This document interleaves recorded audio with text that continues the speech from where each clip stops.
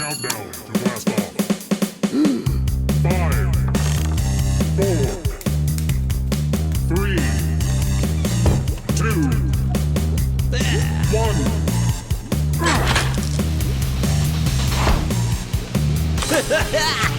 Welcome to Lord Blood-Rah's Wrackin Theater.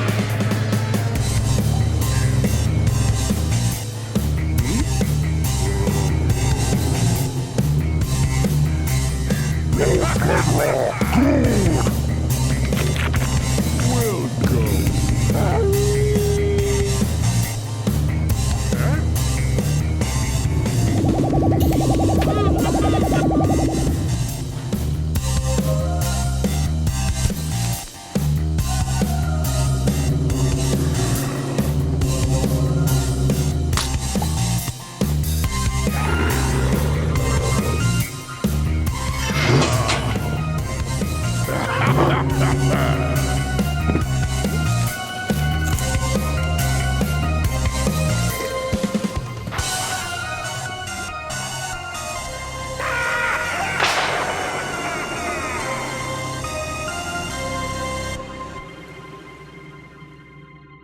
My lords and ladies, geeks, geekarellas, geekulas, and geekeritas, I am Lord Blood-Rah, and this is Lord Blood-Rah's Nerve-Wrackin Theater.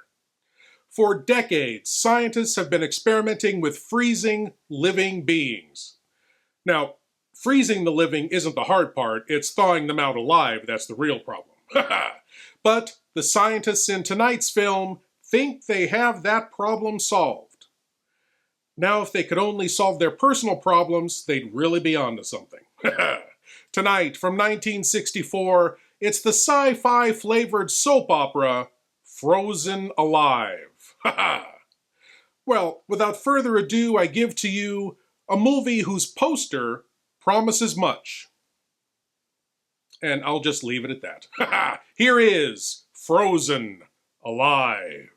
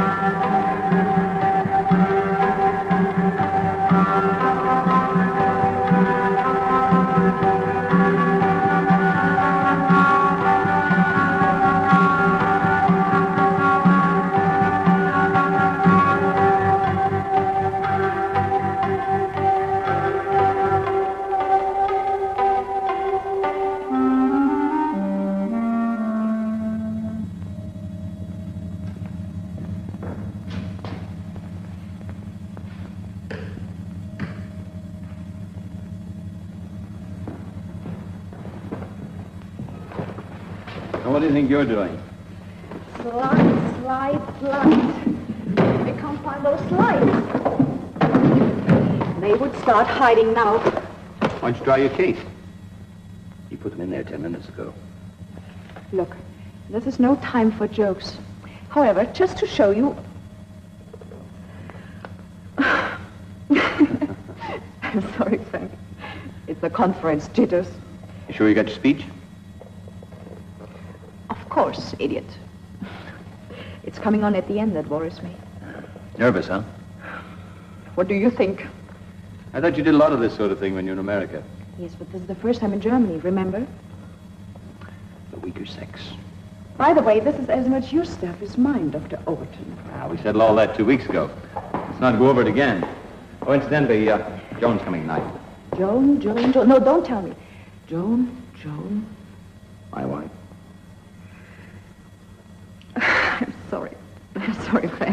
You're forgiven. Come on, the old man's waiting. Oh, I'm ready when you are. Can you imagine the girl says she's nervous? I shouldn't be surprised.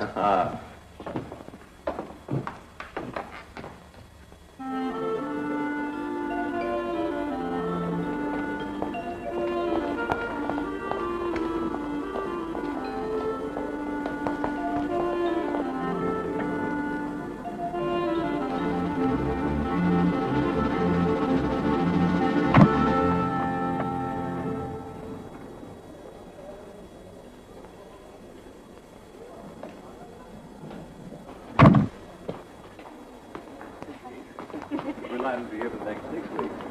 I don't think you'll ever make that after. Well, there's the great man himself. Oh, Steve.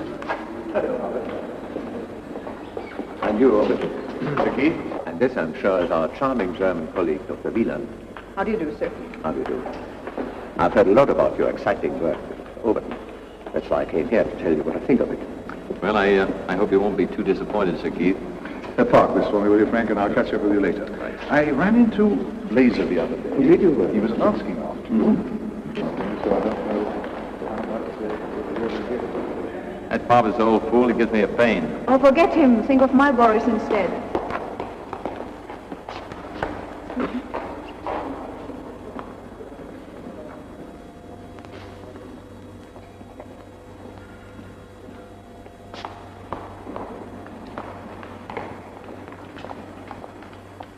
Carbon dioxide. Where are we supposed to sit? Right in front, worse luck. Actually, the body temperature fell to minus 70 degrees centigrade.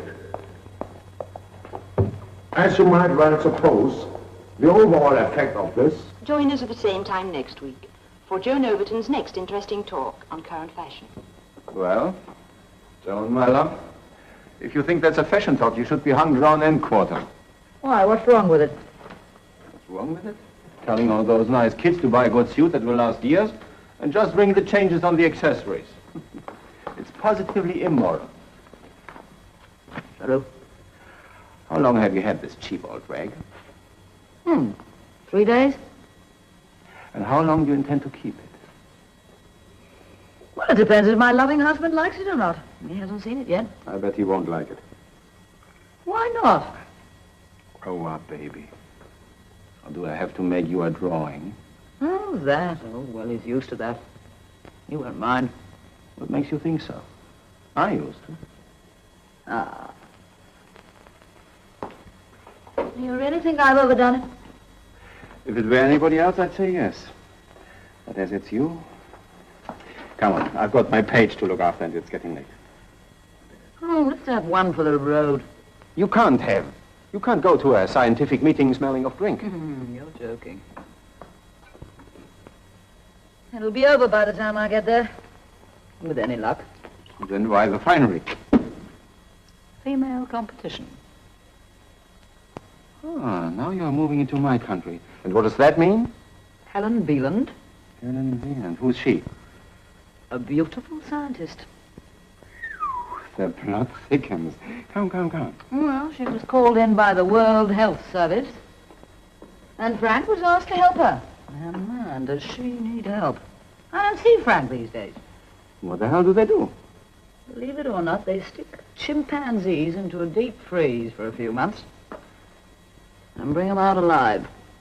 Both the parent chimpanzees have been deep frozen and kept in the cold store at a temperature of minus 80 degrees centigrade for 3 months before they were mated.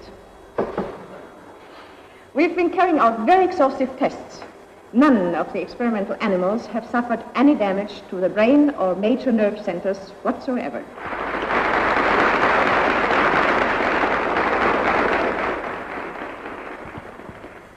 In conclusion, the great problem until now of all low-temperature work with large animals has been how to stop the heart and then freeze the blood quick enough to prevent brain damage from oxygen starvation. But now we find ourselves face to face with a very intriguing question. Yes, a very intriguing question. Of what use is a pair of frozen chimpanzees? As it turns out, quite a few. They make unique bookends. a stylish dining room table, marvelous floor lamps.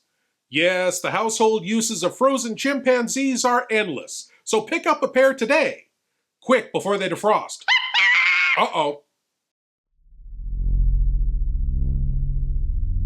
Do you love horror, science fiction, B-movies, horror hosts, old-time radio, just plain spooky stuff? Then you should sign up at patreon.com/Lord Blood-Rah. You'll be supporting the production of Lord Blood-Rah's Nerve-Wrackin Theater, presenting the best, worst, and wildest horror films ever made. Lord Blood-Rah's Nerve-Wrackin Auditorium, featuring the best of old-time radio horror. Captain Paxar's Star Cadet Hour, showing classic 1950s sci-fi shows for Star Cadets of all ages. Plus, you'll get exclusive access to bonus content like Behind the Curtains of the Nerve-Wrackin Auditorium, a deep dive into radio horror. Lord Blood-Rah's B-movie reviews, a look at a classic low-budget drive-in feature, and much more. Sign up today at patreon.com/Lord Blood-Rah for the love of horror.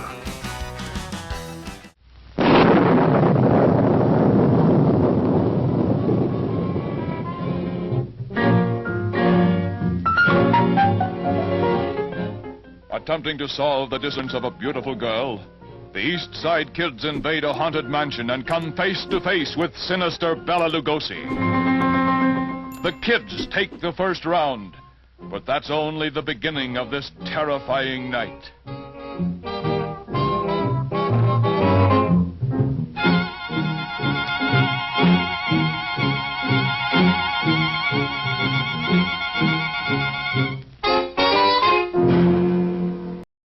Now back to Frozen Alive, as Dr. Veland, world-renowned chimpanzee freezer, asks the musical question, Where next?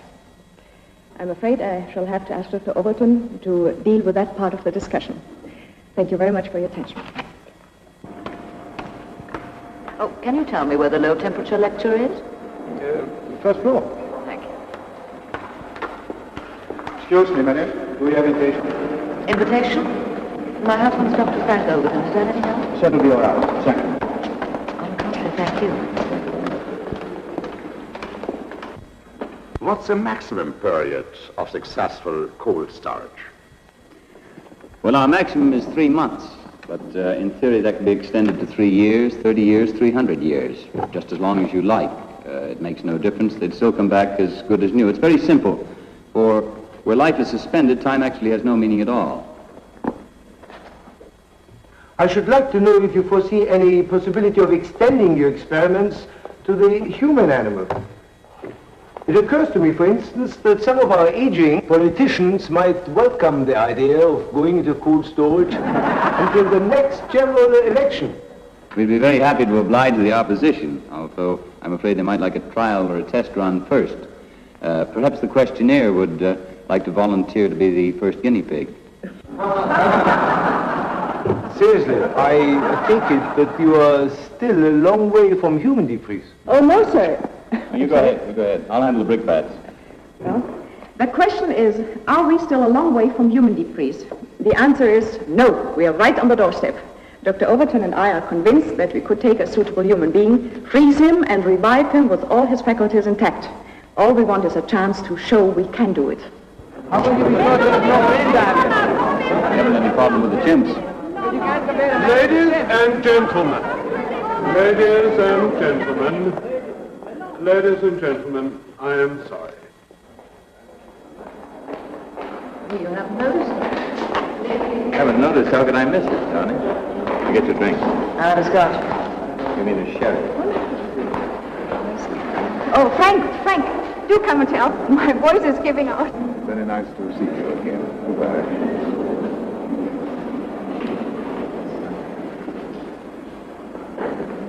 Sorry to butt in, Hubbard, but I'd like to have a word with you. Oh dear, I was just going to talk to Mrs. Overton. So unfortunately, I've got to leave in a minute.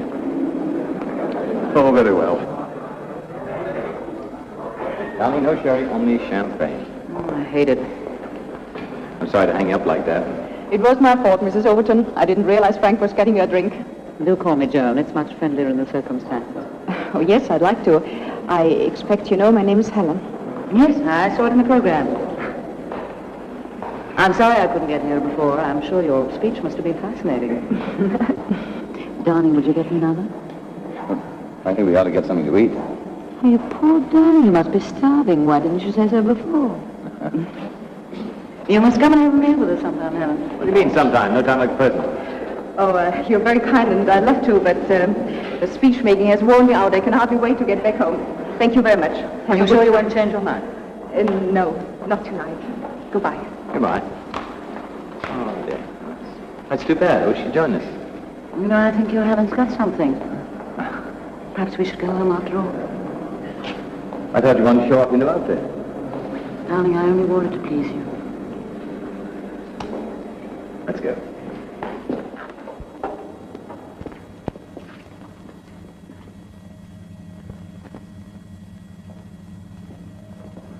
What temperature is she now?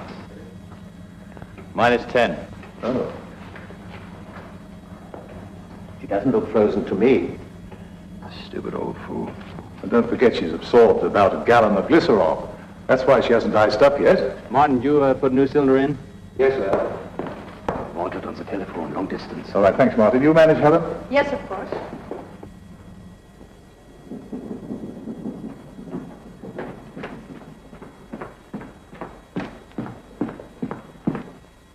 Now we are taking her right down to -80.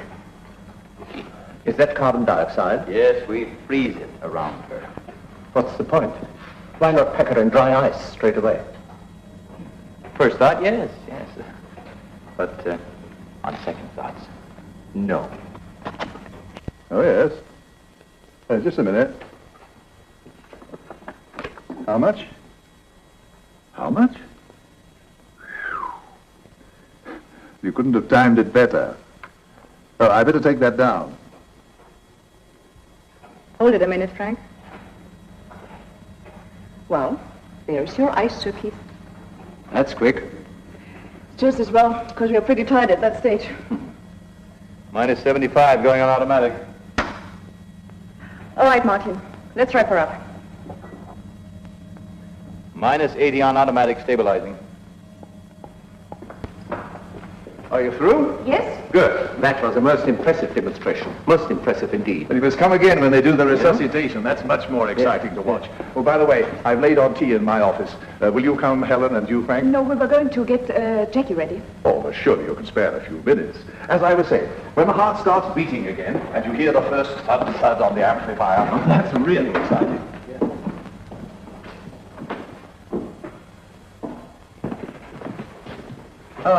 As the tea doesn't seem to have turned up, while I read you a message I've just received by telephone, perhaps you'd like to drink a glass of champagne in honor of the winners of the Alexis Carrel Award.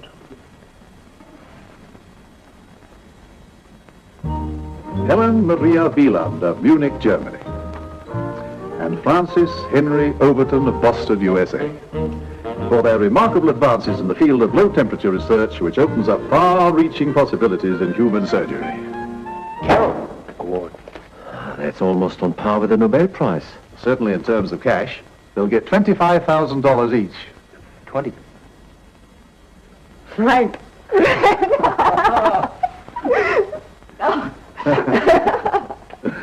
Yes, $25,000, and you can spend it all on this if you like.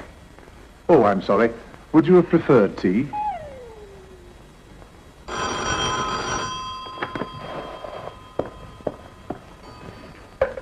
$12,4596? Frank! Hi, darling.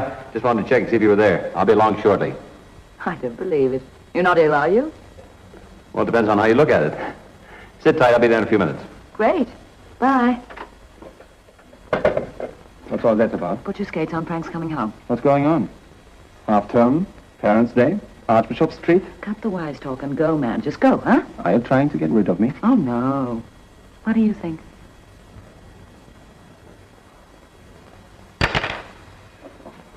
Oh, Joan is really excited. For the first time in her life, she can have anything, do anything she wants. It must be that champagne. I still can't take it in. Ah, here you are. I've just been speaking to Professor Hubbard about another matter, which he thinks you both ought to hear about right away. It concerns you in particular, Overton. Oh, what is that, Sir Keith? This splendid piece of news has come just at the right moment to set the seal on your work with Dr. Wieland. Worthy victor's garland, so to speak. So now we must give you new fields to conquer. Professor Bradshaw wants you to take over the remote control sampler for their radiation investigation. Oh, Sir Keith, we've just barely scratched the surface of this low-temperature project. Precisely. The pioneer work's finished.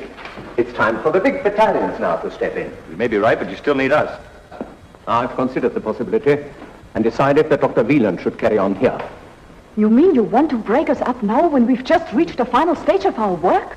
What exactly do the words final stage refer to, Dr. Wieland? The first human experiment, of course. I consider all this talk about a human deep freeze experiment extremely ill-advised and premature. The Alexis Carl trustees don't seem to share your opinion, Sir Keith. No one hopes more fervently than I for the day when suffering humanity can be treated by your method and be cured. But it would be fatal to encourage false hopes, despite the enthusiasm of the current trustees. You don't think for 1 minute that we've been conducting these experiments for the welfare of a half a dozen monkeys, do you? The high policy of the executive is outside your terms of reference, Dr. Overton. What the hell do you think we've been doing here? Well, you've been freezing chimpanzees and drinking champagne. Hey, there's another use for a frozen chimpanzee. Chilling champagne. Old-time radio. Horror. Experience the subtle magic of old-time radio horror every week with Lord Blood-Rah's nerve-wracking auditorium, chilling audio nightmares from radio classics like Lights Out, The Witch's Tale, Dark Fantasy, and many more. Available on YouTube and most podcast providers. Lord Blood-Rah's nerve-wracking auditorium. Please leave your eyes at the door. You will not need them.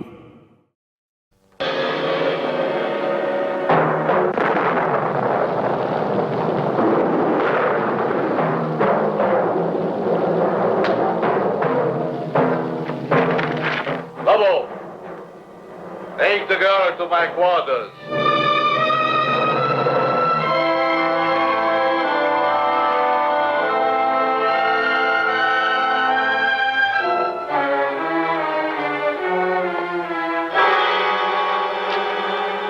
Janet's car? Yeah. There's not a trace of it.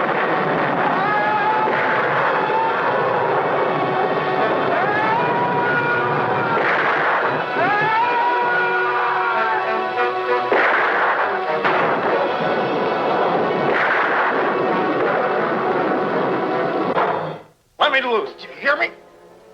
You will be soon as big as a giant. Or, like all the others, dead.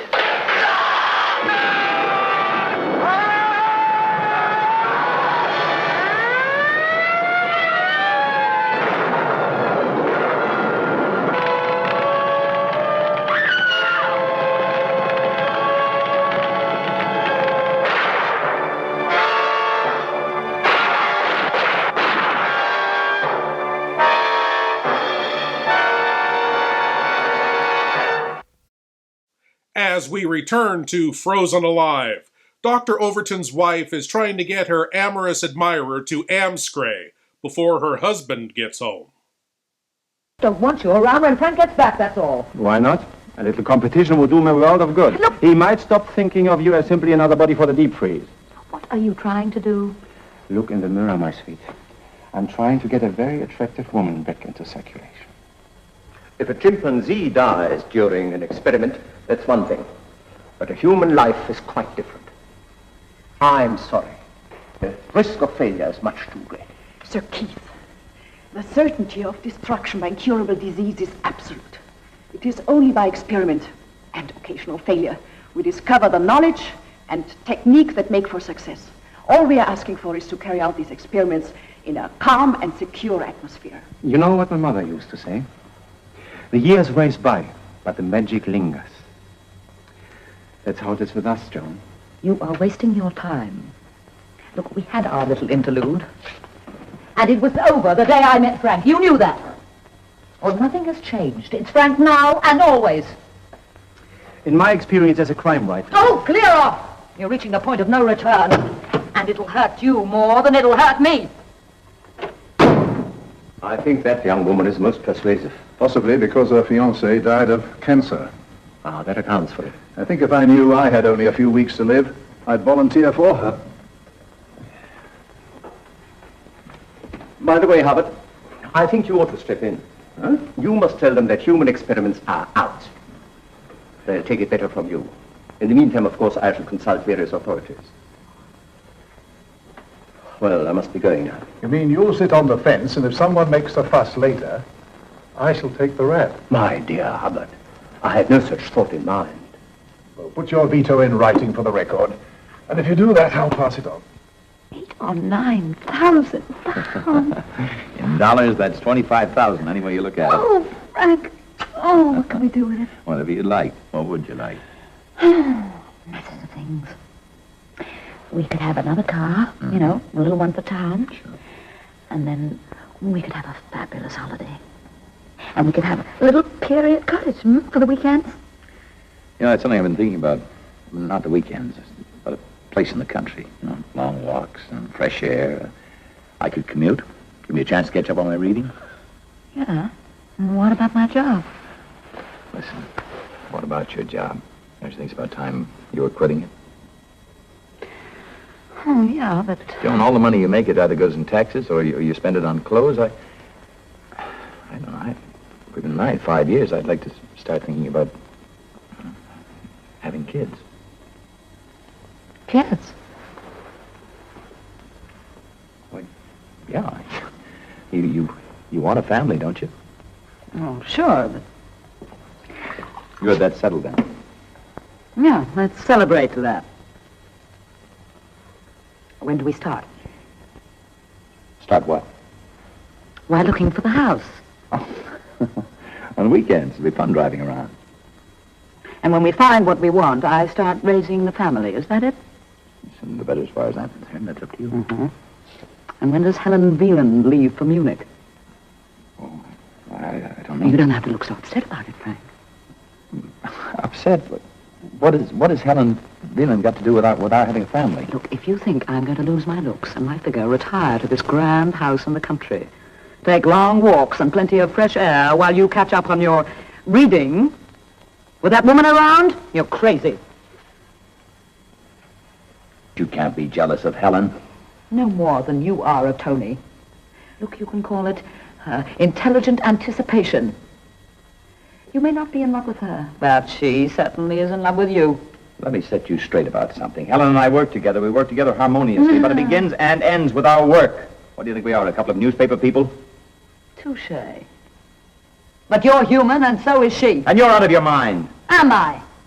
Well, I watched her at that lecture hall. Why don't you knock it off? Just knock it off! But now that you mention it, yes, she is attractive, and she's human also. Where are you going?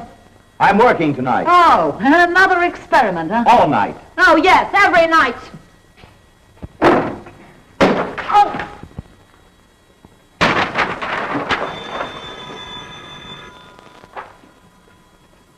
Hello. Tony. Was she thrilled? I guess you might say she was. She got a little steamed up. I'm not surprised. I got steamed up, too. Well, she got steamed up in a different way. She's annoyed because I can't take her to dinner tonight. Well, why shouldn't you? All you have to do is verify those figures, and then Martin and I can do the rest. You see, at 11:05, the cryogenic modulator was at -40, and then 10 minutes later... 10 minutes later...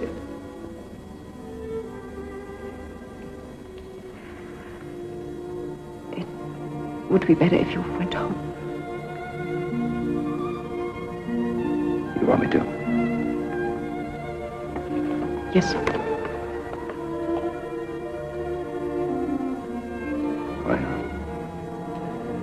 I'll call her up.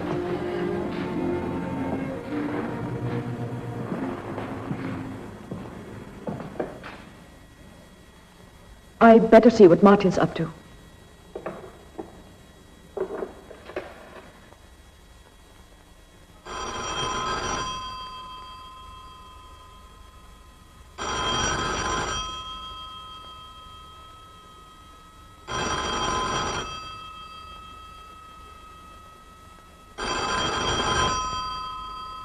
The crowd sees me a-dancing, carefree and romancing, happy with my someone new.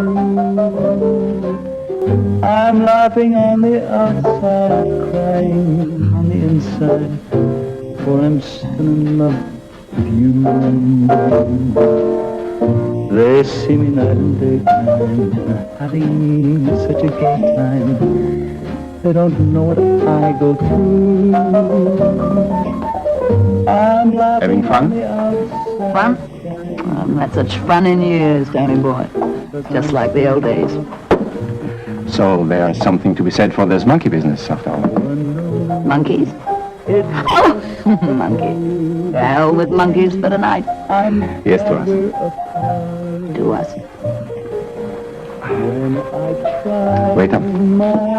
A bottle of Wrackin, please. 1951. Very well, sir. 1951. Remember? Ever since our breakup, make believe is all I do. Funny little bar in Cannes. You were bewitching that night.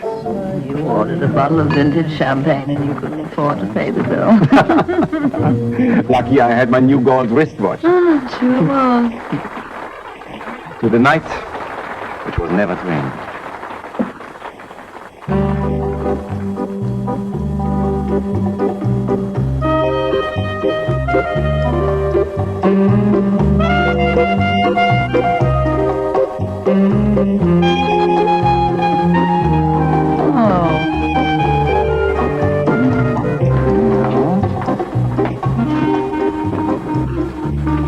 Excuse me, Mr. Stein, you wanted on the telephone, please.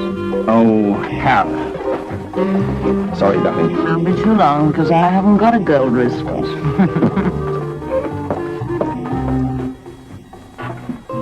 Stein here. Hi, John. What do you want me for? But look here, J.B. Surely the paper doesn't own me body and soul. It's damned unfair.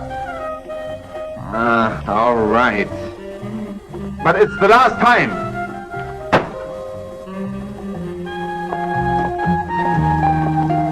Tony, where have you been? Look, John, you've got to go. Oh, but I was just beginning to enjoy myself. I've got to write an article for tomorrow's copy. Put it on the stage, Charlie. Come on. Oh, but it's early. What time is it?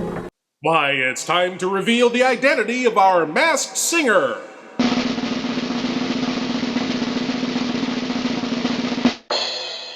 Funny man Rip Taylor?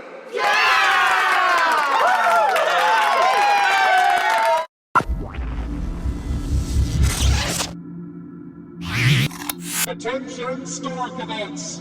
This is Captain Paxar of the Interdimensional Peace Force speaking. All Star Cadets are ordered to report every Saturday morning at 9 a.m. Earth Pacific Standard Time to these internet coordinates, where you will be sent on a daring mission through time, space, and alternate dimensions, alongside such classic retro sci-fi heroes as Flash Gordon, Captain Zero, Tom Corbett's Space Cadet, Space Angel, and many others. Again, report to these internet coordinates every Saturday morning at 9 a.m. Earth Pacific Standard Time for Captain Paxar's Star Cadet Hour. And always remember, Star Cadets, keep the peace.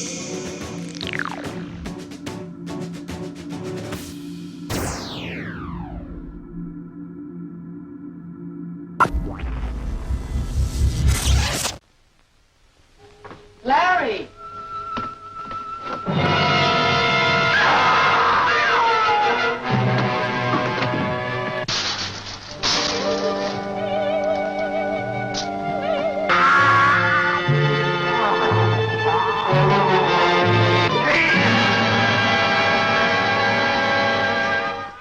From the exotic geisha houses of Tokyo to the back alleys of the Ginza Strip, comes the terrifying news of a fiendish creature that threatens to destroy all who stand in his way. This is the frightening story of an American reporter in Tokyo who unwittingly became the victim of a shocking scientific experiment that turned him into a horrible mutant, half man, half monster, the Manster.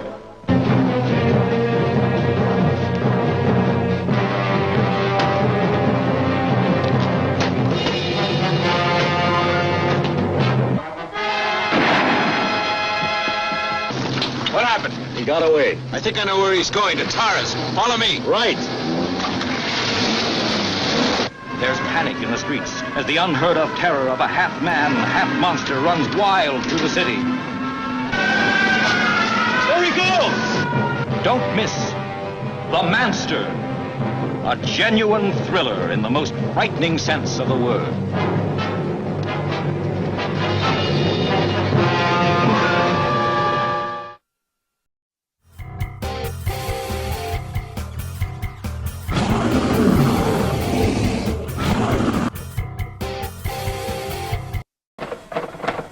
Doing? Writing your memoirs? You keep quiet, Joan. Be all right if you had some booze. Haven't you had enough? That's a great question. Well, you've drunk me dry of whiskey. Huh. But there's gin somewhere. If you find it, you can start on that.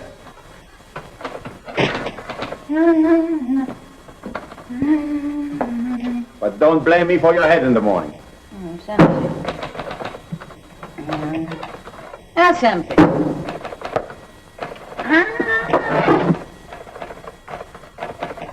Hey! What's this? Huh? Put that thing down. Which thing? The gun. And always remember the old saying. Never, not even in fun, point a gun at anyone. It's a damn stupid thing to do. All right, don't blow your top. What you keep it for anyway? It's a souvenir I got of a little crook. I whitewashed him in a very dirty story. Hey, listen, when you finish writing your love letter, could we go to that little jungle place again? Because I liked it there. Turn in this story, puppet. It will be daybreak. Oh, don't be a spoiled sport, Tony. You said we were having fun. Look, you said it was just like the old days, remember? Why don't you go home? And as you have decided to wander about, all right, do that. Go back to your jungle. I'm going to work in peace. Good night. Jump in the lake.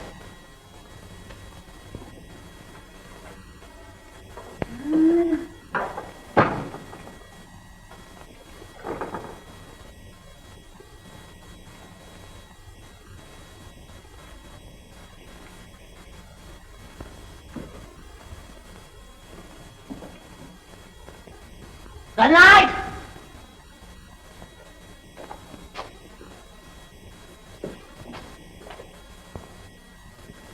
Don't worry about it. Even if Sir Keith does put his veto in writing, I shall bring the matter up again at the Scientific Council. Thank you. I've already told Frank. He took it very calmly, considering he's not exactly fond of Sir Keith at the best of times. Joan asked him to take her out tonight. Very natural under the circumstances. Yes, I mean, I think they must have had a pretty bad row. In fact, I know they did. Yeah, that's their business, isn't it? Oh, yes, of course. It's just I'm sorry it happened, that's all. Helen, has it occurred to you that Frank's wife may feel rather shut out? Huh? There you are. I suppose I'm the last person you want to see. Well, the same goes for me. I've got something to tell you. Most important, Martin, would you tell Dr. Overton his wife is here? Well, I don't want to see him. I want to see her. As a matter of fact, you can go too. Oh, it's full of people like you. But you're wasting your time. 'Cause you're not going to get the better of me. Oh, no. You're going to get more than you bargained for. What the heck? Helen, you'd better go. No. What's going on here? Come on, John, let's go home. No. Come on, let's No. Let me go. I want to see her. What a queer sort of day it's been. Now everybody knows what you have to put up with. When you leave me, they'll say, what a surprised it lasted that long. That'll suit your book, won't it? Why didn't you say something? What the hell do you want me to say? Look, why don't you get your clothes off and get into bed? Talk about this thing in the morning. I want to talk now. You're in no condition to talk about anything now. I wish I was dead. Oh, that's a bright, drunken speech. Hello. Helen, good of you to call. Yes, yeah, it's all right now.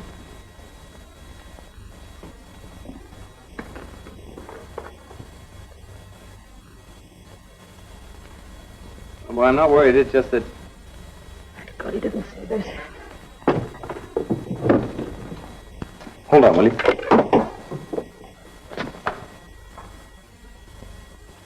What are you doing with that?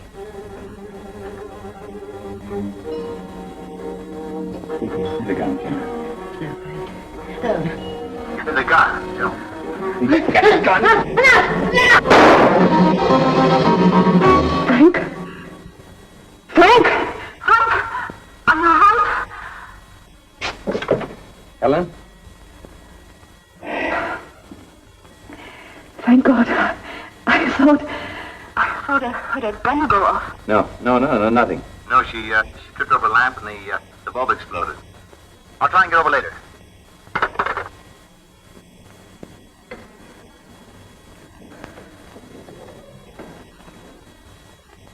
It's terrible. I thought I killed you. That wasn't very bright of me, but I thought you were going to do something stupid. I only tried to hide it. I didn't want you to see it. Where'd you get the gun, John? Tony's. I took it. I didn't know. How long have you had it? Tonight I went round to his place after we had our quarrel. You mean you had this thing when you came to the lab tonight? I only meant to frighten her. I was mad. I was all mixed up. It just must have been with Scotch. You brought this thing along to frighten Helen? Look, I swear to you, I didn't take it out of the bag. She didn't see, honestly. Did you know the gun was loaded? Don't look at me like Answer me, did you know it was loaded? Tony said it was empty. It wasn't his fault, Frank. Let me give it to him back. Please, Frank, breathe! You've got to believe me. I swear to you, I didn't know it was loaded. I was so unhappy. I wanted her to know, to see what she was doing to me. Frank, I tried. For weeks and weeks, I felt you going further and further away from me. I didn't want to do. I know she's the kind of woman you ought to have married. But I couldn't let you go. I love you too much. I just felt tonight if I didn't have a showdown, I'd go out of my mind.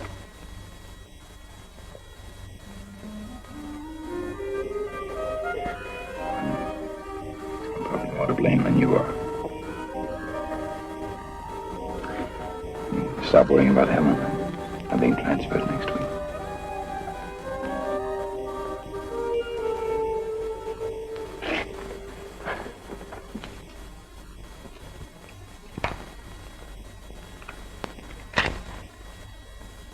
Well, it's empty now.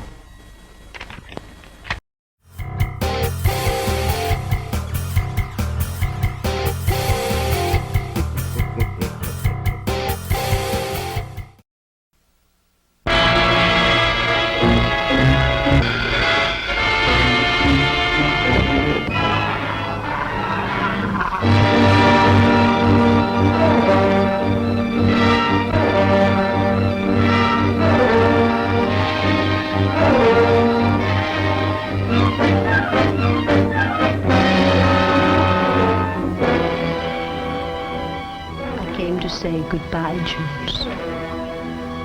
You never left me without saying goodbye.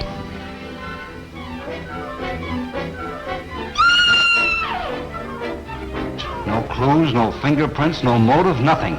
But surely if a man was choked to death, there would be imprints on his throat. Why in the world do you stay in this place?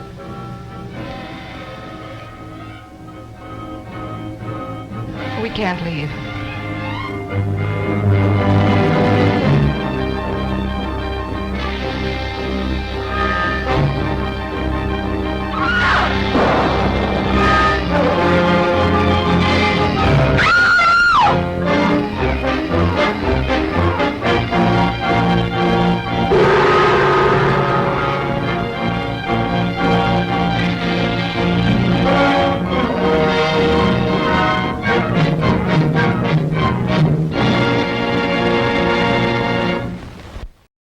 As we return to Frozen Alive, Helen has sobered up, and the experiment takes an unexpected turn.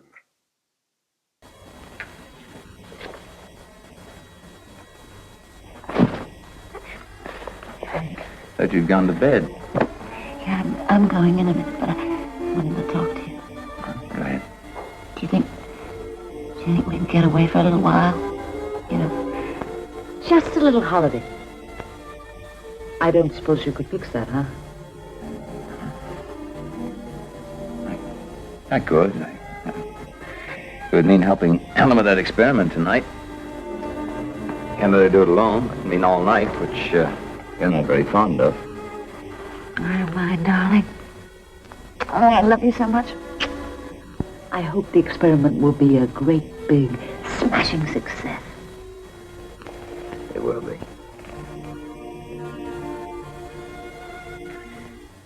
It better be.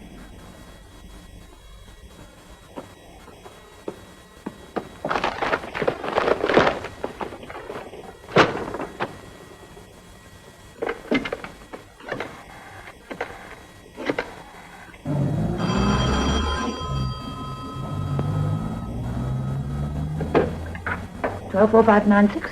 Joan, Tony. what have you done with my gun? Oh, well, I was going to play a silly joke, and unfortunately it misfired. Misfire? Well, I was going to bring it back. Come and fetch it. All right. All right, Martin, we start. Helen, thanks for calling me. Frank? I'm glad you didn't go ahead with Jackie. I was just going to. I got a much better idea. You realize, of course, that once Vernon puts that veto in writing, we're sunk. We can't go ahead without getting Hubbard into hot fire. We've got to be there first. Yes, but how? Tonight we're going to experiment on me. Don't look so shocked. I don't know why I didn't think of this thing sooner. I'm perfect for the experiment. Right weight, everything. Believe me, it'll go like clockwork. You'll see. Oh, you have the ratio figures for the human experiment. All we have to do is add an extra liter of glycerol. No. It's too much of a risk. What do you mean too much of a risk? There is no risk. We've been saying there's no risk. I know, but it's different when you're faced with it. I mean, we could be wrong. Will the human heart stand it? And what about brain damage from oxygen starvation?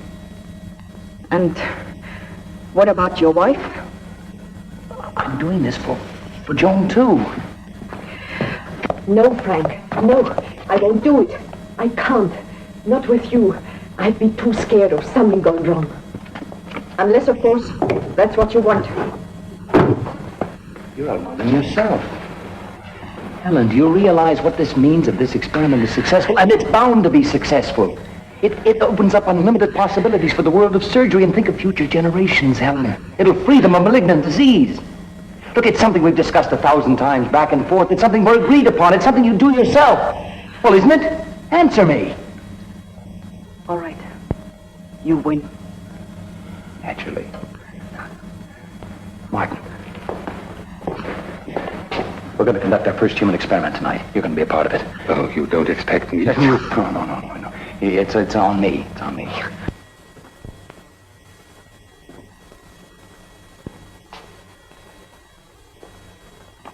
Joan, are you going to be long? Coming right away.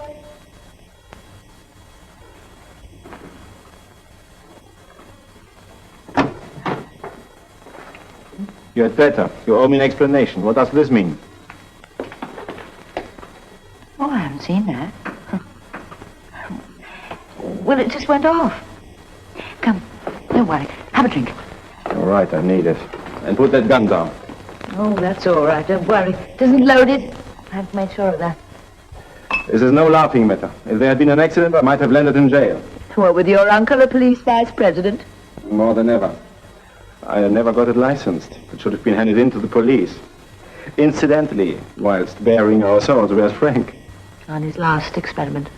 Oh, back to the apes? Name your poison, Jen. You have no whiskey. Lime juice, please. I'm on the wagon from now on. For how long? Forever. Whatever? Forever and ever. You don't believe me, do you? Well, here's Auf Wiedersehen to Joan the Sook. The heart stops here, and the blood freezes here at -1. And this is where every second is going to count. We've got to close this gap faster than we've ever done it before. Must have a bigger safety margin. Because of his brain. Yes. This is where there's a risk of damage if we're unlucky. You better hurry up, Ellen. I'm going to fall asleep on you. I'm coming, Frank.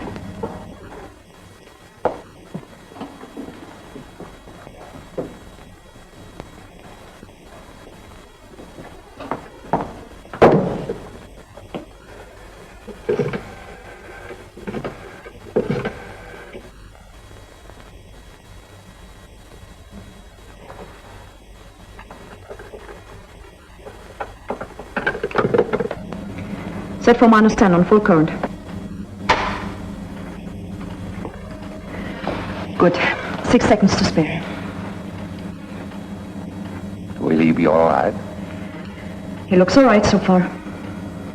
Looks different from the chins. Doesn't he?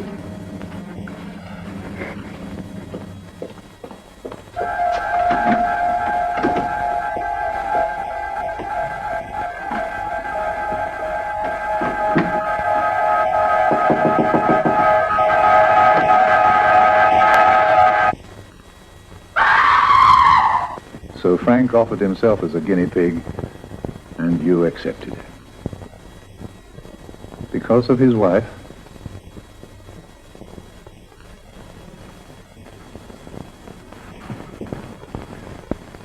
What's she got to do with it? Does his wife know? Well, when are you going to bring him back? Tonight. Martin will come at 7 o'clock. Yes. But what does he want? Oh, I see. Oh, and send him in. There's a man from the police. He wants to see Frank. He can't, can he? Any idea what he wants? No. No. Oh, well, then you better go home. I'll talk to Oh, no, please let me stay. And here we have yet another important tip on gun safety. Don't play with guns. Always have a safety lock for your gun, and, above all, don't make grand gestures with your gun. Well, here's Auf Wiedersehen to Joan the Sook. Of course, we've covered this safety lesson before when we presented Plan 9 from Outer Space. And now, an important gun safety tip courtesy of Ed Wood.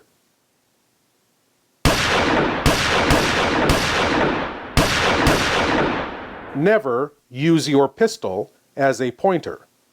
Repeat, never use your pistol as a pointer.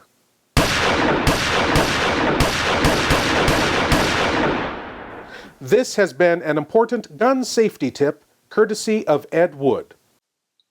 Thank you, Eddie. He's always looking out for us. Alone in a graveyard at midnight. This is Lewis Moffat, a freshman at State College of Medicine, on his way to fulfill a fraternity hazing assignment, a victim of fear. I'm studying medicine not because Dad was a doctor, but because, well, I feel I have the qualifications that'll make a good doctor. For instance, I'm not afraid of any of it. I'm not afraid of the blood or the corpses or the operations.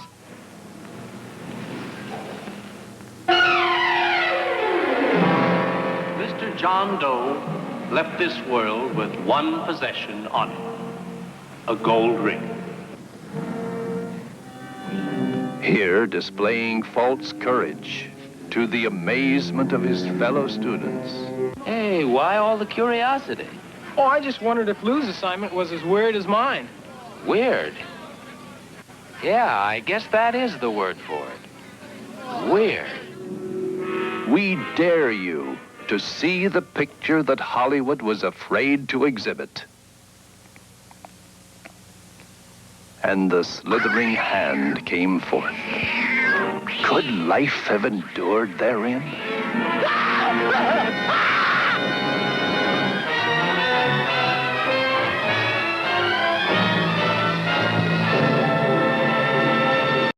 As we return to Frozen Alive, Dr. Overton is, indeed, frozen alive, and unaware that his wife has very stupidly shot herself. The police are aware, however, and would like to have a word.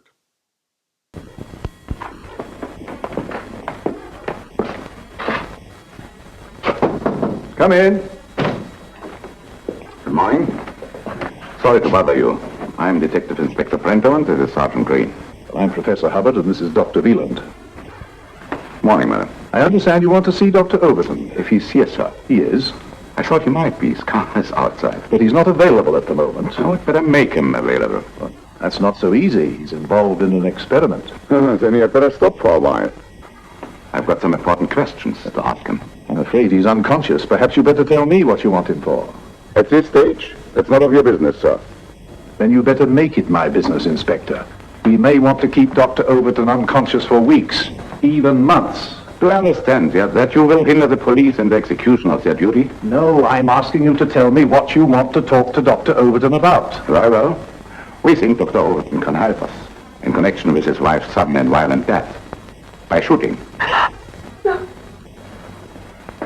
Perhaps Dr. Wieland would be more helpful. One moment, Inspector. This lady is a member of an international organization. Shouldn't you warn her that she doesn't have to answer your questions at this stage? Yes, of course.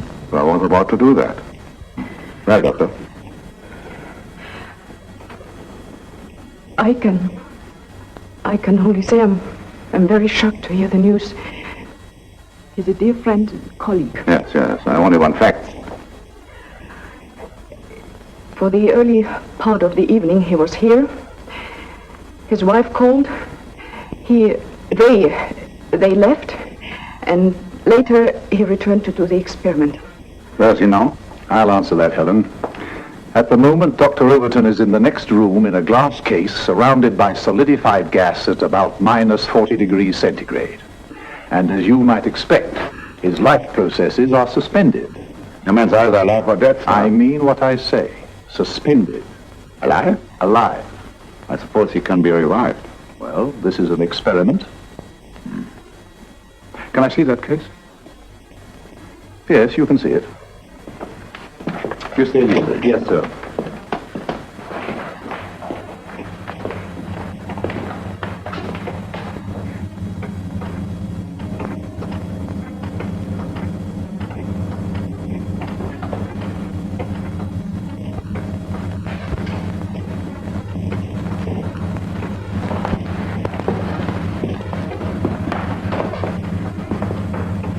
Are you prepared to swear he's inside? Yes, And alive? I hope so. I can't raise the dead. It would be very awkward if he passed on. What you have told me is contrary to human experience. I hope that is the truth. For your sakes. Scientists are as interested in the truth as the police inspector. Have either of you any reason to suppose that Dr. Overton undertook this experiment in the hope of escaping from the consequences of his actions? Dr. Overton is a brilliant medical scientist. If he wanted to escape anything permanently, all he would have to do is inject himself with some drug, go to sleep peacefully, and not wake up again. That should answer your point, Inspector.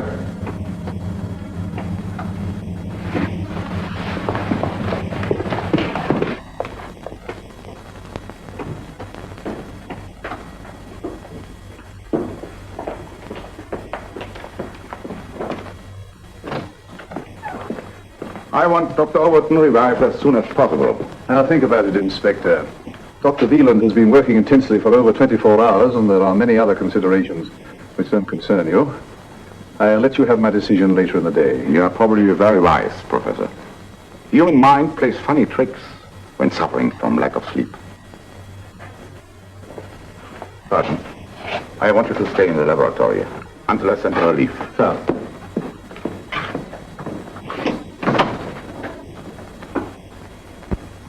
What are our chances? I can only use the technique we developed. And pray.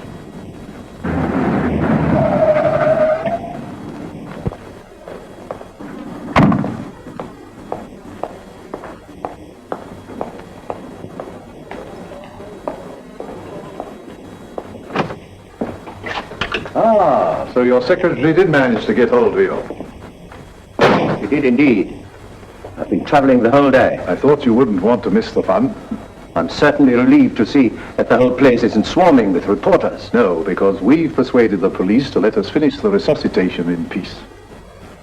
In peace? But don't you realize the full implications of this business? We don't know the facts yet. The facts are obvious. Overton shot his wife, returned to the laboratory, and with Fräulein Wieland's willing connivance embarked upon this experiment, either as a red herring or a wild act of penance. The police haven't ruled out suicide. Things should start happening pretty fast now. How soon can you tell if his brain's undamaged? He'll be able to talk for a minute or two, and then he'll slip back into a sort of coma. A coma. And how do you deal with that? By stimulating the heart. Do you know Karl Merkheimer, the pathologist? He's here. Karl Merkheimer? Here? The police wanted an independent medical observer. Why? To make sure that Helen does everything she can to bring Frank back alive, I imagine. Karl Merkheimer, of all people. Oh, he's quite a nice chap. I don't care what he's like. Every Tom, Dick, and Harry in this country knows his name and connects it with sensational criminal trials. This is getting worse and worse.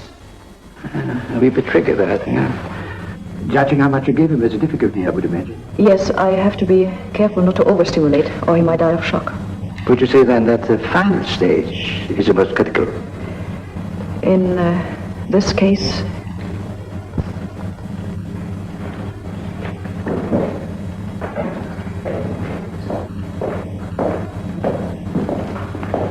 This is Dr. Merkheimer. Sir Keith Vernon. Oh, how do you do? What are these for? Emergency use. If he looks like passing out? No, in case one of your lot comes over queer. Martin, are you ready? Coming, Doctor. -1 standard pressure. -1 standard pressure.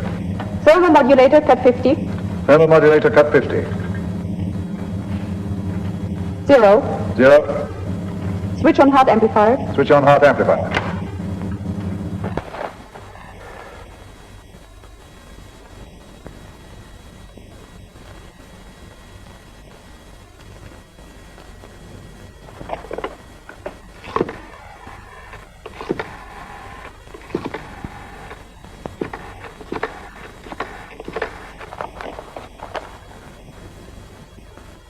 Give me the police vice president, please.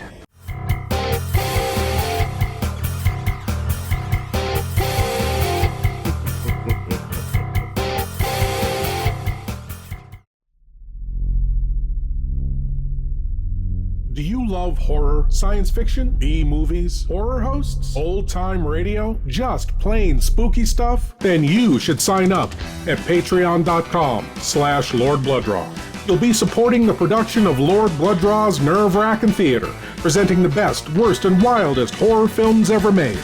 Lord Blood-Rah's Nerve-Wrackin Auditorium, featuring the best of old-time radio horror. Captain Paxar's Star Cadet Hour, showing classic 1950s sci-fi shows for Star Cadets of all ages. Plus, you'll get exclusive access to bonus content like Behind the Curtains of the Nerve-Wrackin Auditorium, a deep dive into radio horror. Lord Blood-Rah's B-movie reviews, a look at a classic low-budget drive-in feature, and much more. Sign up today at patreon.com/Lord Blood-Rah for the love of horror.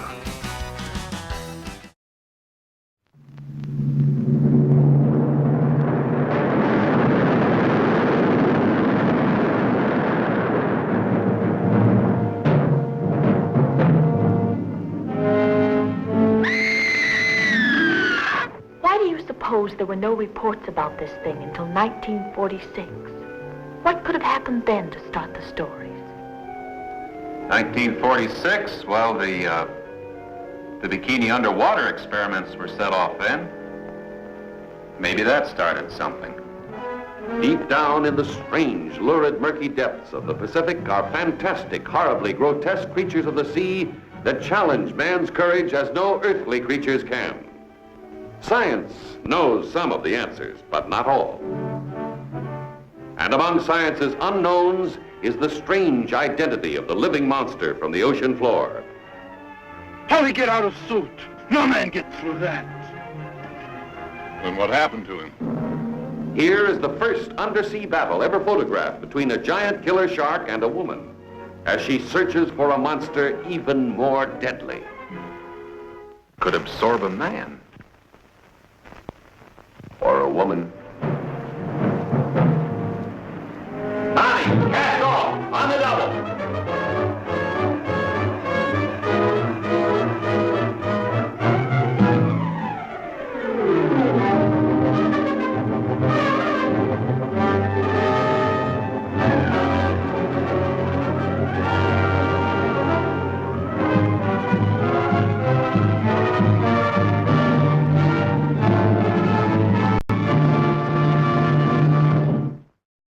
And now, on to the conclusion of Frozen Alive.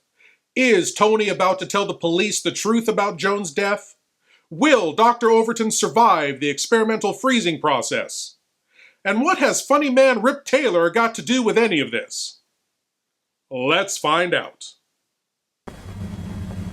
18. 19. 19. Cut dial thermogenerator. Cut dial thermogenerator. Now.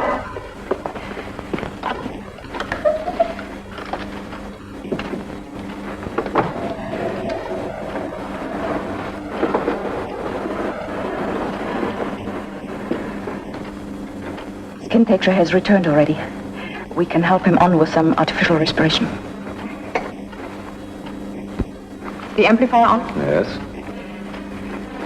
We'll start at 600 cc and give him a pulse rate when you get one.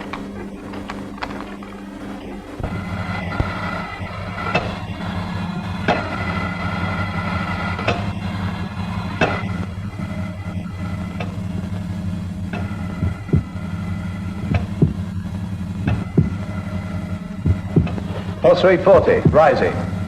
48, 52, heart fibrillation, becoming even.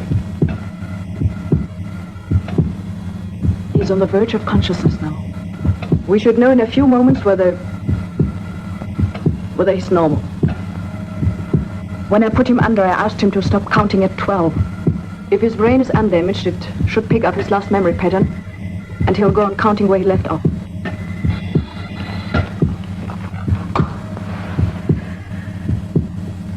Frank? It's me. Do you hear me? Think. Think. Think.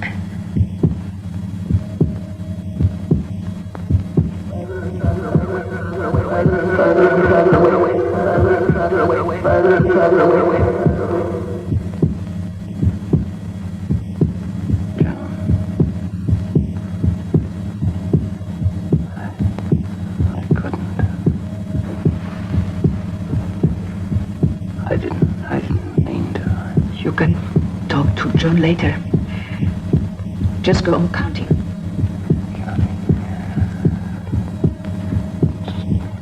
12, 13, 14, 15. It was wonderful, Frank. Thank you. That's all you have to do.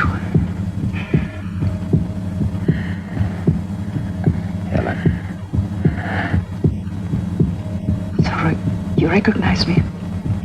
That's a mercy. Why? Didn't you want me to?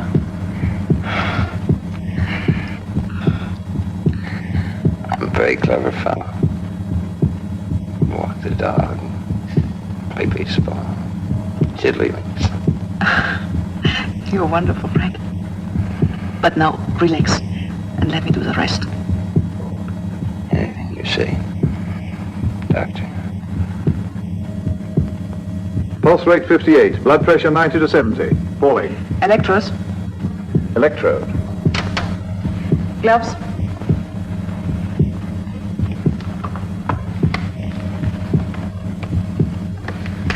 Electros. We'll start at 250, time check every 30 seconds. Start at 250. Time check every 30 seconds.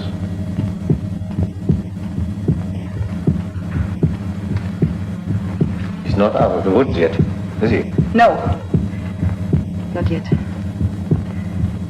4 minutes at 4:30, pulse 62. Step up complex C to 500. Step up complex C to 500.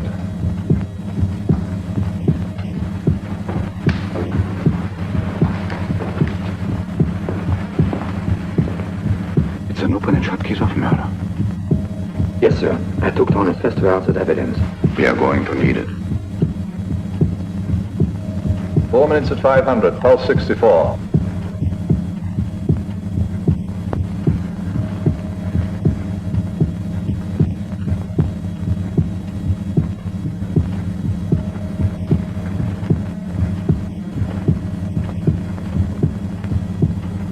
Cut out. Repeat instructions. Cut off. The amplifier. No, the heat. And the heat? Is he hitting that? Yes, I'm not prepared to risk any more. Injection.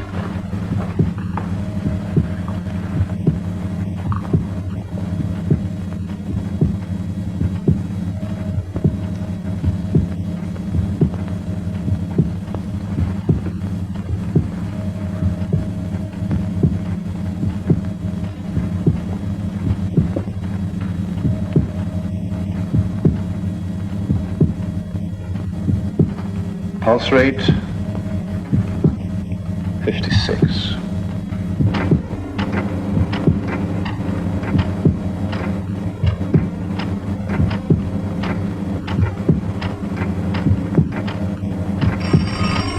Stop that phone, Green. Marcy.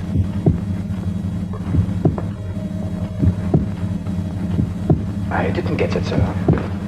Don't do that, sir. You'll think it's me. Who is it? Der Polizeivizepräsident. Hello? Yes, thanks, I will. Pulse. 36. What's happening? No response to injection.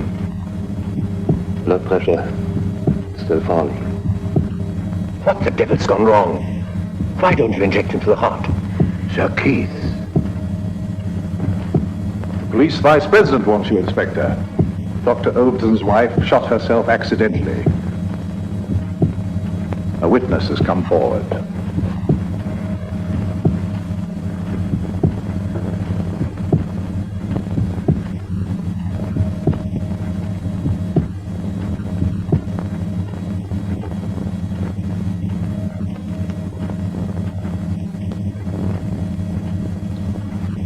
Keep them up. No matter what happens. You'll need gloves. I'm going to jump the charge up now.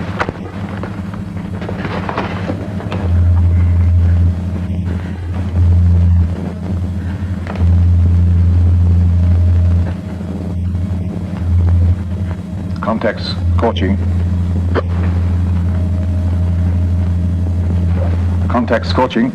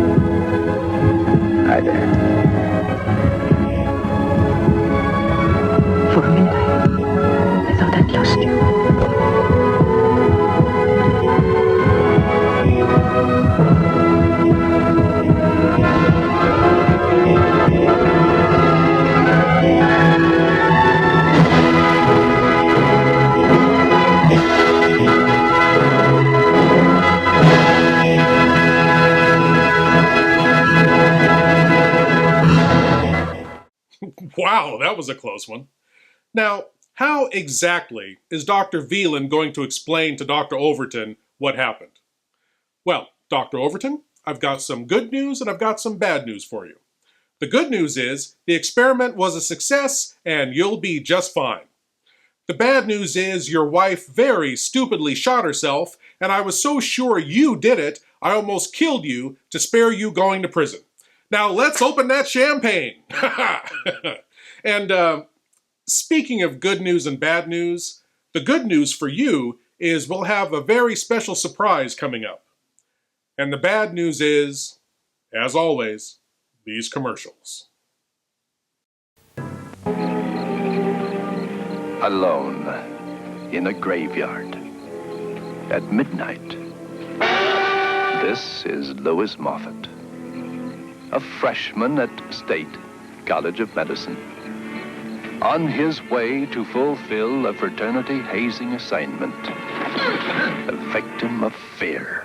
I'm studying medicine not because Dad was a doctor, but because, well, I feel I have the qualifications that'll make a good doctor. For instance, I'm not afraid of any of it. I'm not afraid of the blood or the corpses or the operations.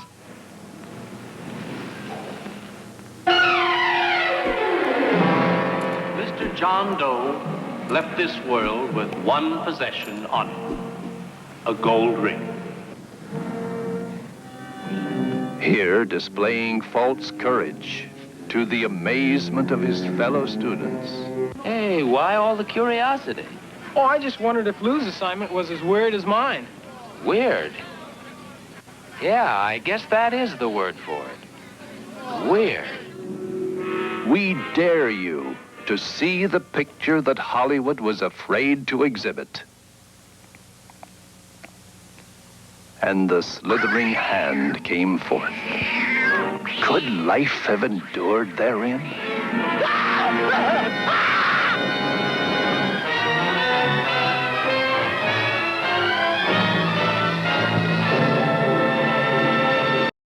In keeping with our Frozen theme tonight, I have an episode of the classic old-time TV series Tales of Tomorrow for you. This episode sees humankind facing a deadly, icy fate. Can science find a way to defeat the ice from space?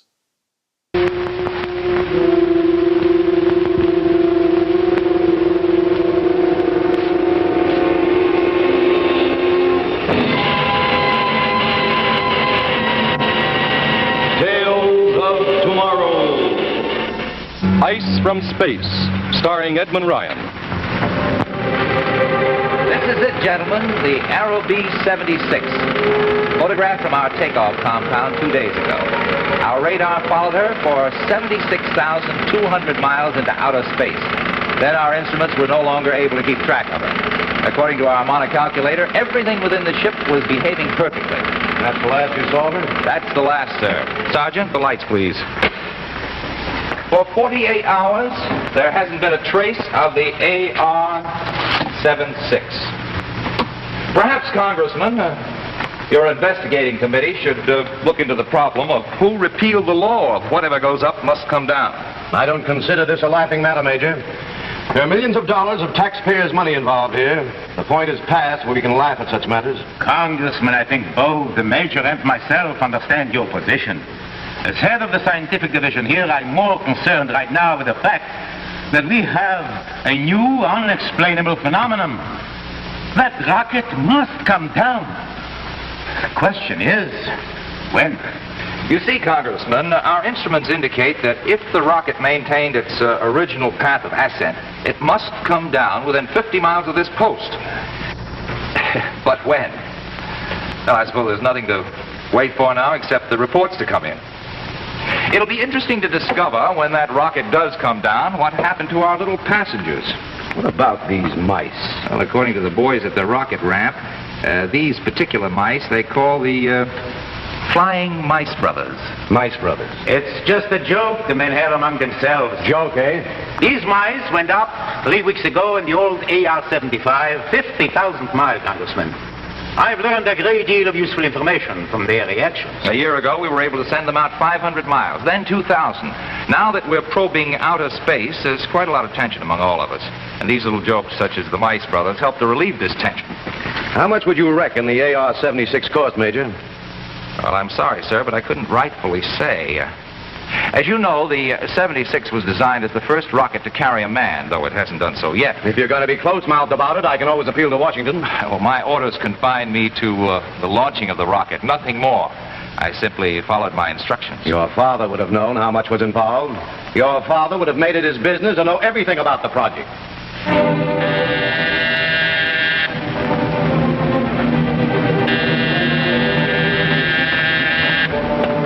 Yes? Major, they've tracked the AR-76. She's down. Where? On the Baker Ranch. They called in, said their kids have already located it in the mesquite. Kids? Sergeant, get Lieutenant Garcia to take a detail over there right away. Yes, sir. Get the Baker family on the phone. Tell them that AR is government property and to keep their kids away from it. Yes, Major. Have them take a recovery group out there and get a report back to me as fast as possible. Now get a move on. Well, that's it.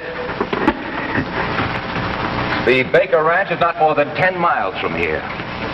Well, she finally came down. But why the delayed return? She should have come down within hours after the takeoff. What do you make of this, Dr. Meshko? It's strange. Very strange. Are you making any guesses as to what we'll find inside? Not just now. I think we better wait and see it for ourselves. I hope it's not badly damaged. After all, these things cost lots of money. 1 o'clock. Any idea how long before we'll be able to see it? We'll wait for word from the recovery group, Congressman.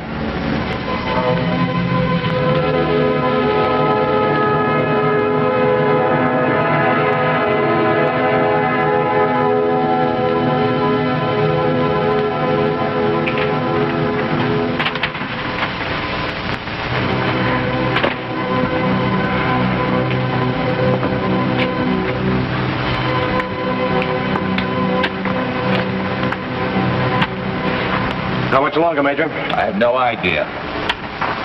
Sergeant? Yes, sir? Any word from that recovery group? Not a word, Major. I want to be notified immediately when they're sighted. Immediately. Is that clear? Yes, sir. It's been over 2 hours since Dr. Meshkoff left with the lieutenant. Any idea what might be detaining them? Could it be anything serious? Might be anything. Anything from a broken axle on the tow truck to a broken head. How should I know? I'm sorry, Congressman. I didn't mean to jump on you. The heat, the pressure, and my bad manners. Perfectly all right, perfectly all right. Thanks. One gets used to that sort of thing on the investigating committee. But please try to understand my position. I believe I do understand it, sir. The enormous amount of funds being requested by your superiors for these so-called top-secret projects is beginning to raise questions.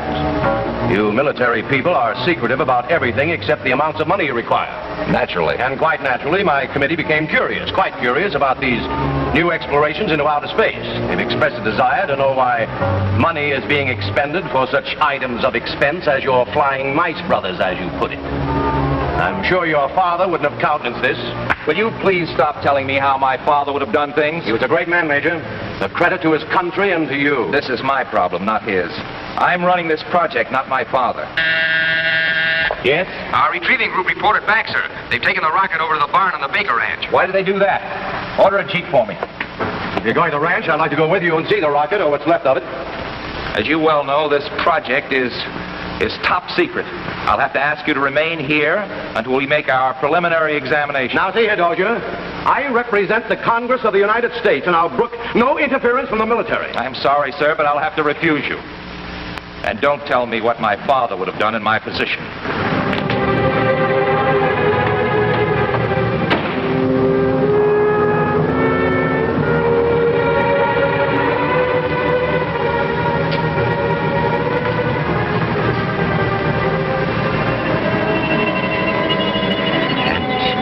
According to the Baker kids, according to them, when they pried off the backplate of the rocket, they found this object inside. And the mice? Dead, sir. Frozen still. There was no evidence that the rocket had been tampered with during its ascent or descent. Doctor, what is the possibility that something or someone could have dismantled this projectile somewhere out in space and then put in this thing? Common sense would make me say that such a thing is an impossibility. Yet, here it is. It was not in the AR-76 when it went up. Now, here it is. Who is to say how such things happen? Then what next? I must have time. I must analyze its substance, test it, see what it's made of, discover its properties. Very well, Dr. Metchkov. My facilities are at your command. I don't know. Perhaps it came through the hull while it was in a gaseous or liquid state. Then, once inside, it turned solid. You mean it may have seeped through the metal? I'm only guessing, Major. I've arranged to have Lieutenant Garcia move it here in order that it may be further investigated and analyzed. So I'm in isolation. I have never seen anything like this. Harder than steel or any known alloys. Glowing like molten lava. Yet freezing the very air about it with growing intensity. Notice how cold it is in here, Major. It must be 20 degrees colder than outside. Let's get back to the office. Lieutenant Garcia, the film from the cameras that were in the rocket. Right here, sir. Good. Get him to the lab, quick. Yes, sir.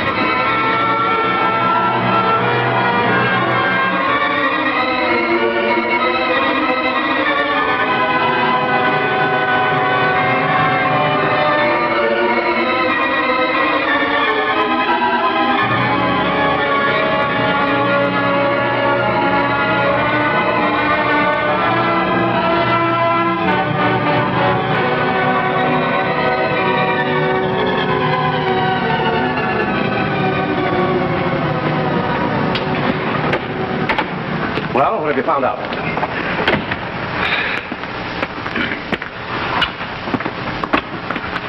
Well? I'm afraid nothing. Nothing more than we knew before. It's a strange thing we have on our hands. You don't have to tell me that. But I've got to report back to Washington. I want something concrete. I can't send a wire saying we have something strange in our hands. Congressmen have sent stranger messages than that, Mr. Burns. Now, Theodosia, I've taken about all I can stomach from you. You've been rude and uncooperative, and I'm going to blow the lid off this thing. You'll do nothing of the kind. I'm slapping security on you and this entire project. This whole area is under quarantine. You're not moving out of here or sending any messages until I clear with Washington. Major Dozier! Major! Now, what is it, Sergeant? It's the photo lab, sir. They say Get to the point. It's Lieutenant Garcia, sir. What's happened to that film? It's not the film, sir. Something happened to the lieutenant. Sergeant, speak up. He keeled over, sir. All of a sudden. He's dead, sir. He's frozen to death.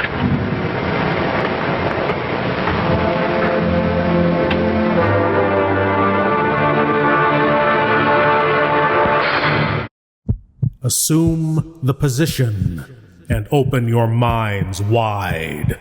It's time for your cranial cavity search.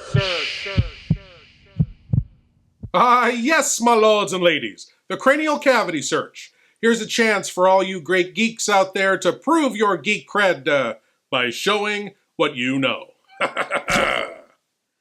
And tonight's cranial cavity search question is, in the original Star Trek TV series episode, Who Mourns for Adonis, the Greek god Apollo, a powerful alien being, abducts the crew of the Enterprise and demands worship.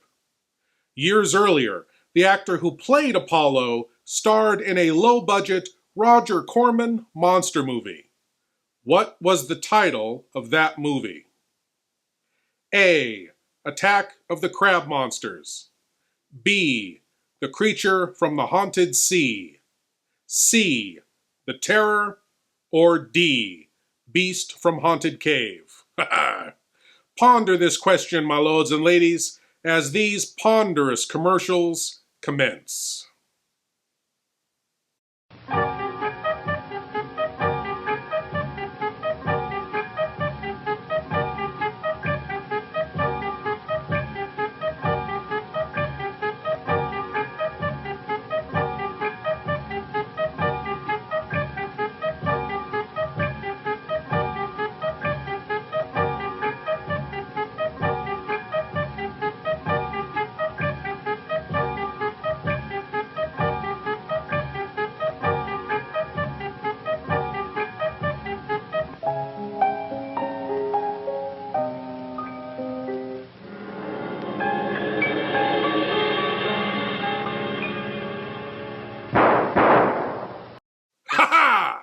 And the answer to tonight's cranial cavity search question. Which Roger Corman monster movie did the actor who played Apollo in Star Trek star in? It was D. Beast from Haunted Cave. Yes, Beast from Haunted Cave, the 1959 film starring Michael Forrest, about gold thieves who hide out in a cabin in the snowy wilderness only to run across the spidery cave-dwelling beast. But now, on to the conclusion of the Tales of Tomorrow episode, Ice from Space, as the tensions rise and the temperature drops.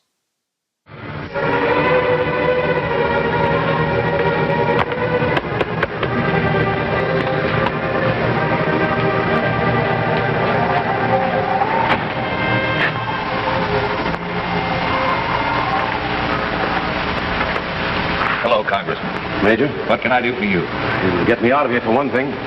Oh?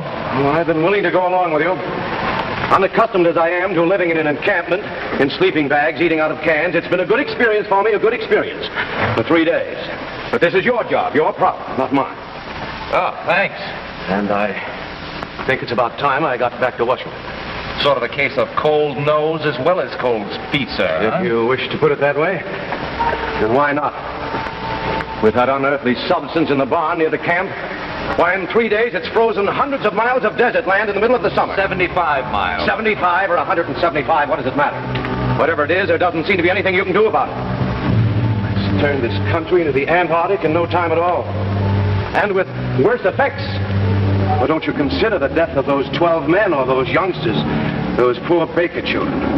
Don't you consider this a serious matter? Now, look here, Congressman, let's get one thing straight. All personnel are quarantined on this base. No one moves out of here under any conditions until we've seen this thing through. And that means you.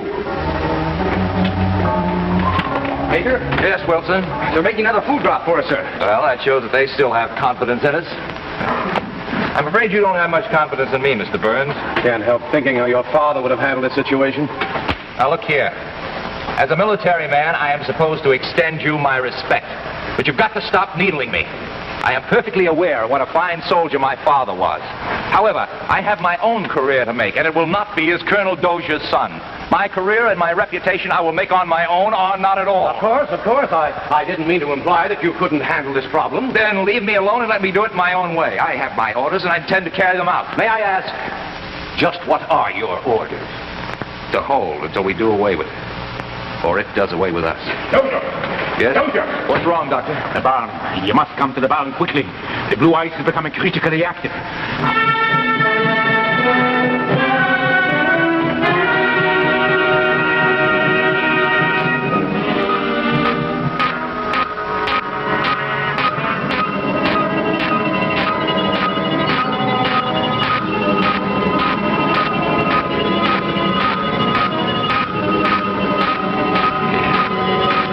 Does seem worse. Much worse. What do you mean, Doctor? After the first 24 hours, it seemed the radiations seemed to level off. It's like an invisible glacier, slowly moving, growing. But now, its radiations have doubled in intensity. But how? Why? 6 hours. In less than 6 hours, it contaminated more of the surrounding area than it has in the last 3 days. It's unbelievable. Yes. Even with it stretching out before your very eyes, mile after mile of frozen desert, gleaming under a hot sun at sub-zero temperature. Can't go on like this. It mustn't. It'll happen when it's sighted by some tourist or engulfs one of these desert towns. Fortunately, this mesa was selected originally because it was isolated. Now I've made this whole zone a heavily guarded area, 500 miles wide. But with its increased intensity, there isn't much time before the French will envelop a town here, a railroad junction there, and then the panic will begin. I know. There must be some way. There has to be a way. It's no use. No use. We have tried everything within our resources to destroy it, to change its substance, heat, acids, firepower. Don't you have any idea what it is? A molecular structure completely unknown to us. Neither vegetable nor mineral. I believe this frozen thing may be alive. And and possibly in communication with others on the periphery of outer space. Others like that one? Why not? What would they want here? The heat and the warmth of our world, which has been previously denied them by the protective gases that surround us, until we provided them with a conveyance, the AR-76, self-powered, designed to provide protection from the friction of descent. But who can know their real purpose? The only thing that matters now is the removal of this cosmic substance, its destruction, before it destroys us and contaminates the earth, mile by mile, our farms, our cities.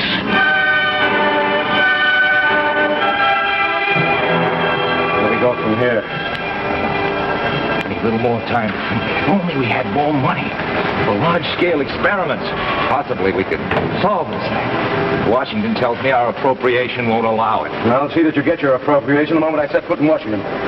The government must do more to encourage scientific research. Thought of that month ago. I'm afraid it's a little late now, Congress. There's got to be a way out. There's got to be.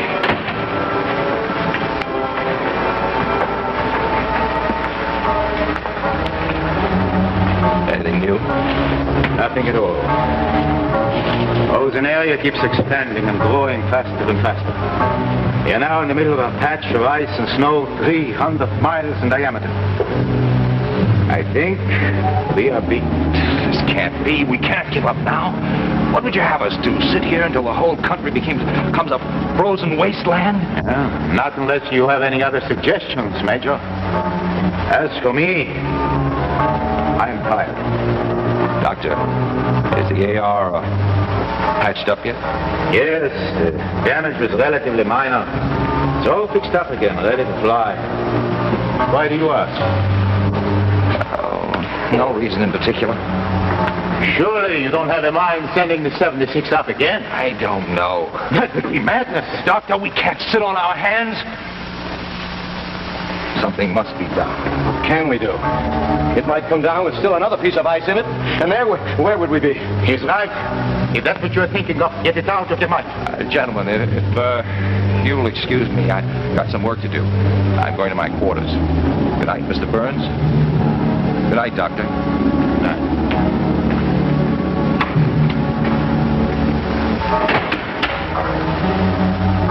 If I may be permitted, Congressman, you've been riding the Major awfully hard. Yes, I'm afraid I have. He has an enormous responsibility, not only to the men on this post, but with this new thing, perhaps to the rest of the country. Major is a very good man. He'll solve it somehow. I have the greatest confidence in him.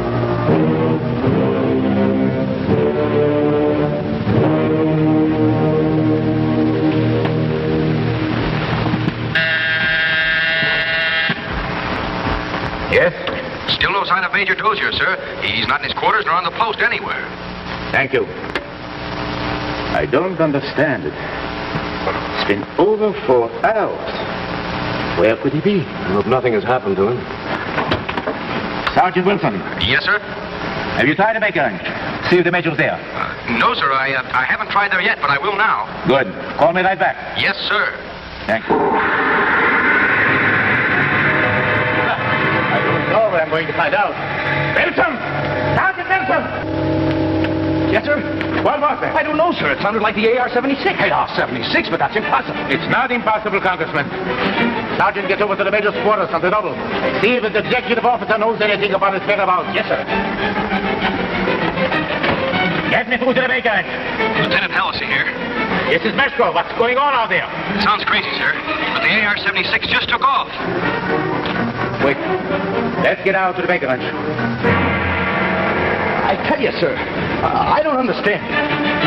The corporal tells me that the Major came in here and gave instructions to load the ice into the AR-76. The corporal just followed out orders. Got 3 men and they loaded it in. Then the Major gave orders to clear the field. Walked over to the 76 by himself. One of the men said he thought that he saw him climb in, and well, the next thing we knew, it took off. Tell me that fool took off in that rocket. It hasn't been fully tested. I'm afraid, Congressman, that fool did just that. We found this in his quarters, sir.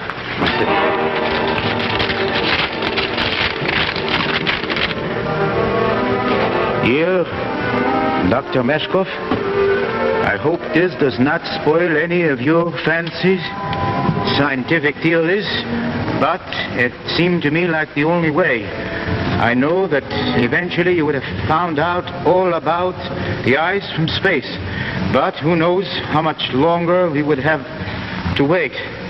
The only way to make sure seemed to be to go along with it and blow up the whole thing in outer space. Had I sent up the rocket alone, it might have come down again with the same cold cup. Goodbye and Godspeed.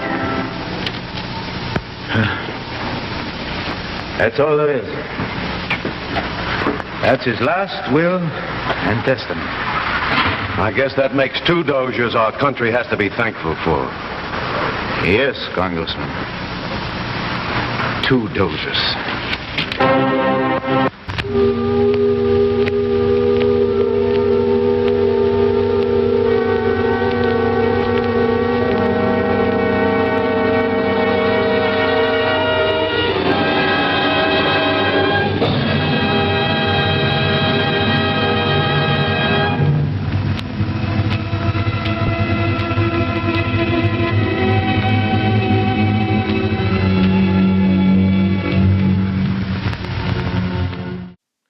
Thank you for your service, Major Dozier.